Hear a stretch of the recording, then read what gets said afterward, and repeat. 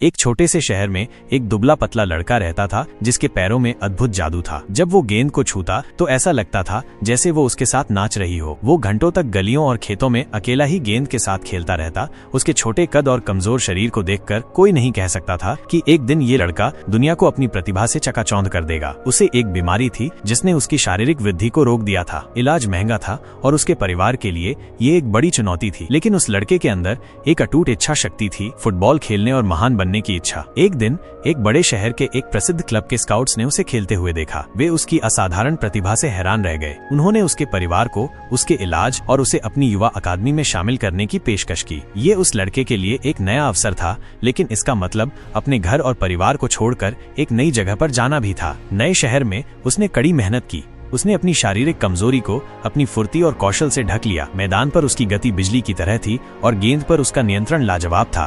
धीरे धीरे वो क्लब की युवा टीमों में आगे बढ़ता गया, हर मैच में अपनी असाधारण प्रतिभा का प्रदर्शन करता रहा। एक दिन उसे मुख्य टीम के लिए खेलने का मौका मिला। उस दिन उसने मैदान पर जो जादू दिखाया वो अविश्वसनीय था। उसने विरोधियों को अपनी ड्रिबलिंग से छकाया, अद्भुत पास दिए और ऐसे गोल किए जिसने दर्शकों को दीवाना बना दिया। वो लड़का जल्द ही अपनी टीम का एक महत्वपूर्ण हिस्सा बन गया और उसकी प्रसिद्धि दूर दूर तक फैलने लगी। उसने अपनी टीम को कई महत्वपूर्ण जीत दिलाई, अनगिनत गोल किए और व्यक्तिगत पुरस्कार भी जीते। उसकी कहानी उन सभी के लिए प्रेरणा बन गई जो अपनी कमजोरियों को अपनी ताकत बनाना चाहते थे। वो छोटा लड़का जिसने कभी शारीरिक चुनौतियों का सामना किया था, अब दुनिया के सबसे महान फुटबॉलरों में से एक के रूप में जाना जाता है।